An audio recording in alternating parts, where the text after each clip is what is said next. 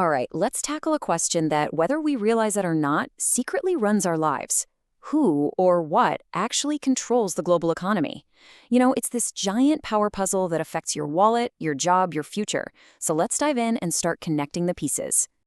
I mean, that is the multi-trillion-dollar question, isn't it?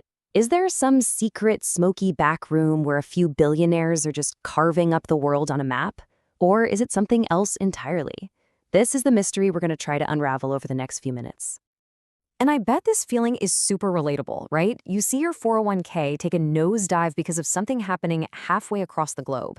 And it's natural to feel like there are these huge forces at play, way beyond your control.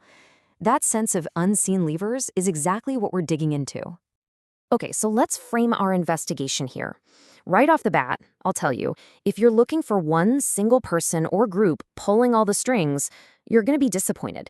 The reality is so much more complex and, honestly, way more interesting. Yeah, so you can forget that image of a single James Bond villain stroking a white cat, The real world looks a lot more like a chaotic symphony. Imagine a bunch of different conductors, all trying to lead their section of the orchestra at the same time. That constant tug-of-war, that's where the real power is. So, who are the lead violinists in this crazy orchestra? Well, first up, you've got the private sector powerhouses, the massive corporate titans and the huge, unpredictable markets they all have to operate in. I mean, just to wrap your head around the scale we're talking about, think about this. A single company like Apple often has a market value greater than the entire economic output of countries like Switzerland or Argentina. These aren't just businesses, they're basically economic empires that operate on the scale of nations. And all that money, it translates directly into real-world power. Through foreign direct investment, these giants decide which countries get jobs and capital. And through incredibly powerful lobbying, they literally shape policy to their own advantage. This leads to a concept called corporate sovereignty, where a company's economic power is so massive, it basically grants it political power.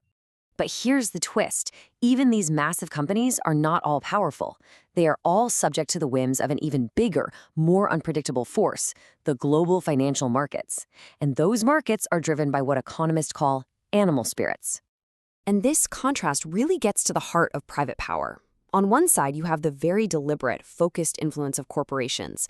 But on the other, you have the completely chaotic energy of the market itself, trillions of dollars of hot money moving based on the collective and often irrational mood of investors. It's often just pure fear and greed. Now, when that market mood suddenly turns sour, you get something called capital flight. Investors lose confidence and they pull billions of dollars out of a country literally overnight. This can completely tank a currency, crash a stock market, and trigger a devastating economic crisis almost instantly. That is a terrifying amount of power. So, if the private sector is one major force in the symphony, who's setting the rules of the game? Let's turn our investigation over to the official, global institutions, the ones that make up the world's financial architecture. And this question, it really gets to the heart of the whole debate around these huge organizations.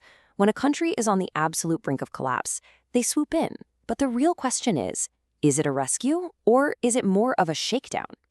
The answer, as you'll see, is complicated. Okay, so let's meet the big three. You've got the IMF, which is kind of the world's emergency lender. Then there's the World Bank, which funds long-term development projects. And finally, the WTO, the global referee for trade. But here's the key. The real power isn't just the cash, it's the strings they attach to it. And the key to their power is this word, conditionalities. To get a bailout loan, a country often has to accept these economic marching orders. And what does that actually mean? Well, it could mean a government is forced to fire thousands of teachers and nurses to cut spending, or sell off public water systems to private companies. The goal might be stability, but the human cost can be just immense. Okay, so just when you think you're starting to get a handle on who the players are, the whole game board gets flipped. The old powers are being challenged by brand new, disruptive forces, creating an entirely new economic battlefield. And I really want this to sink in. The familiar map of influence that we've known for decades, it's being completely redrawn right before our eyes. This isn't just some minor shift. We're talking about a fundamental resetting of the entire board. So what's resetting the board? Three massive forces. First up, tech disruption. AI and crypto aren't just new tools, they're actually challenging the government's basic control over money itself. Second, you have geopolitics. The fight for resources like semiconductor chips has become a new kind of Cold War, turning supply chains into battlegrounds. And third, systemic shocks. Crises like pandemics and climate change are forcing everyone to question the very foundations of our economy.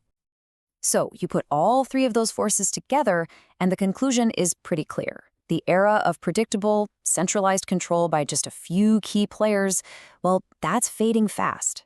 We are entering a much more complex, fractured, and unpredictable multipolar economic world.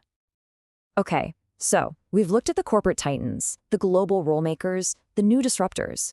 Where does that leave us? What's the final verdict? Who really has control? It's time to solve the puzzle. And this right here is the biggest takeaway. The world economy isn't some machine with a single driver's seat.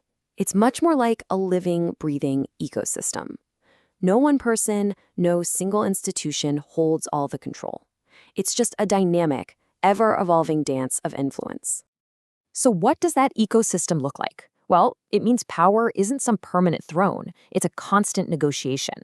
Influence is fluid, like water. It's not rigid.